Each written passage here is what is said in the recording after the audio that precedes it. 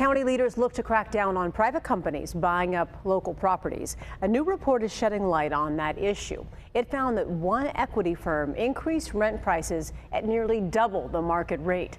Our Jaime Chambers is live in Mission Valley with a closer look at those findings. Jaime.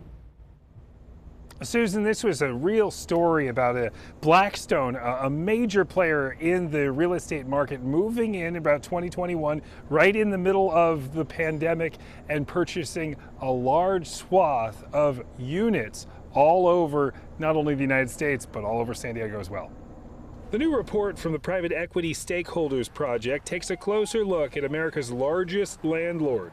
Blackstone is not quite a household name, but for those who have anything to do with business or finance, they are known as the biggest real estate players in the U.S. During the pandemic, Blackstone went on a very aggressive buying spree, bought over 200,000 housing units throughout the country. And yes, they've been busy in San Diego as well, buying. Almost 60 properties with almost 6,000 total units. So it's a very large number. The Private Equity Stakeholders Report lays out rents have been jumping 38% on average over the last 3-year period at Blackstone-held properties. Given that there already is such a crisis of affordable housing and that there were such a large number of affordable units, it's really almost a crime that they are now no longer affordable. These investments typically tend to occur in areas where there is a potential for income growth. UCSD Assistant Professor Michael Rare says Blackstone is known for buying apartments, renovating the buildings, and charging a premium for their housing.